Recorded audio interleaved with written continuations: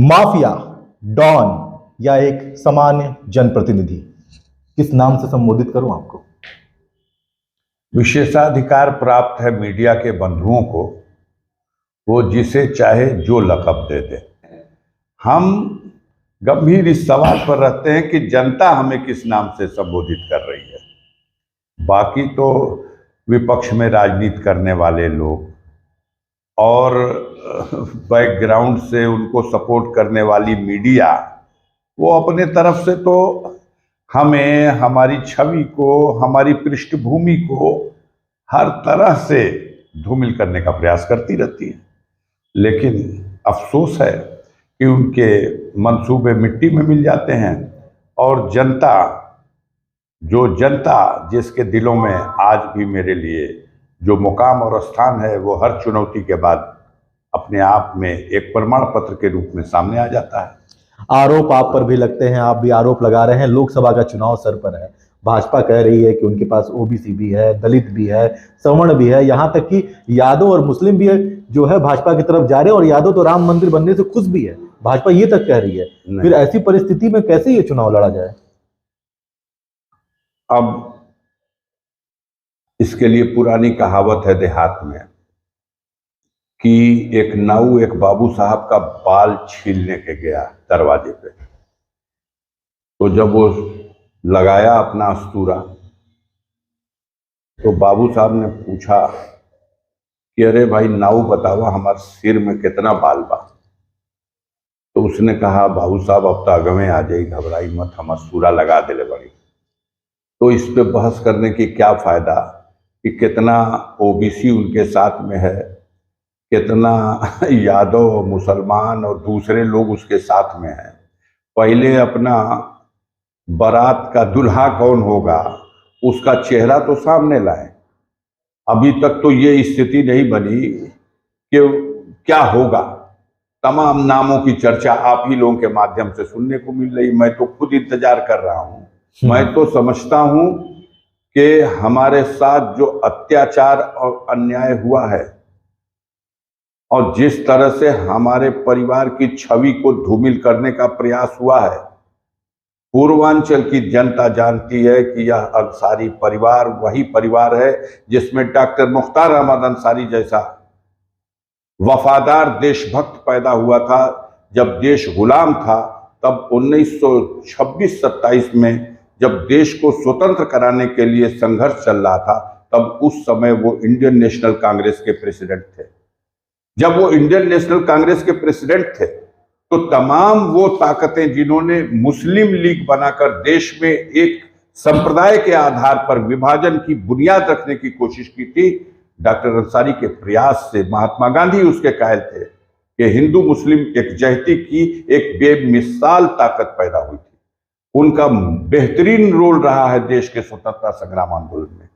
मैं गर्व से कहता हूं कि मेरे परिवार में 12 लोग हैं जो स्वतंत्रता संग्राम में हिस्सा लिए। मेरे पिता भी जेल गए, लोग कोड़े खाए, कुर्बान हो गए, और भारत की आजाद भारत की सीमाओं की रक्षा में मेरे ही पूर्वज हैं ब्रिगेडियर उस्मान, जिन्होंने नौशेरा में पाकिस्तान के खिलाफ युद्ध करते हुए नौशेरा बॉर्डर पर अपने प्राणों की आहुति देकर के मातृभूमि की रक्षा की। मरणोपरांत उनकी वीरता के लिए उन्हें महावीर चक्र मिला। आज उस परिवार को आप किस निगाह से, किस तरह से प्रस्तुत कर रहे हो? कितना उत्पीड़न! मेरे साथ मेरे भाई को जेल में आज 18 साल से बंद रखा गया है।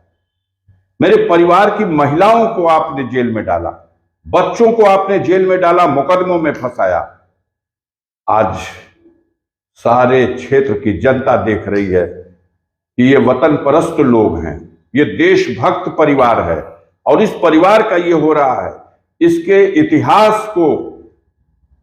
इतिहास को कलंकित करने का प्रयास किया जा रहा है। लोगों में आक्रोश है, हमारे प्रति सहानुभूति है।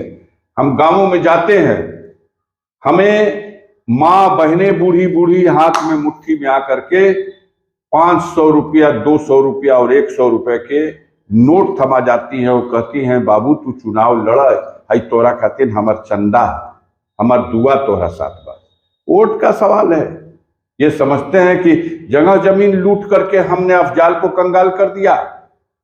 असली दौलत मेरी गाजीपुर की गरीब जनता है, जिसको न कभी कोई लूट सका, न कभी कोई लूट पाएगा। न ये सरकार लूट सकी, न इस सरकार की मशीनरी लूट पाएगी। एक आखिरी और महत्वपूर्ण सवाल यहाँ पर है, चूंकि चुनाव है, आप जनप्रतिनिधि हैं, तो जनता को लेकर सवाल भी होता है कि जनता हर बार विकास की बात करती है, विकास के दावे किए जाते हैं। जनता की वो मूलभूत समस्याएं क्या है जिसका समाधान आप लोग करते रहते हैं या आने वाले दिनों में आप करना चाहेंगे? जनता की मूलभूत समस्याएं ये है कि देश आजाद हो चुका है। पहले हमें समाज में आजाद आबो हवा में सांस लेने के लिए अधिकार दो। समाज के जो दबंग लोग हैं, जो आजाद भारत में भी गरीबों को अपने दरवाजे पर, अपने दामाद को भी खटिया पे बैठाने की अनुमति नहीं देते, उनको आज भी गुलाम की जिंदगी जीने के लिए मजबूर करना चाहते हैं, उनके हक और अधिकार वोट को भी छीन लेते हैं, डरा देते हैं, भगा देते हैं, अत्याचार करते हैं, उनकी बहु बेटियों की इज्जतें लूटते हैं। हम हमेशा से आज 40 साल से 45 साल से जब से समाज सेवा में सक्रिय हुए, उन गरीबों के आंसू पोंछते हैं, उन गरीबों के साथ खड़े होते हैं, उनके हक हकूक की लड़ाई को लड़ते हैं।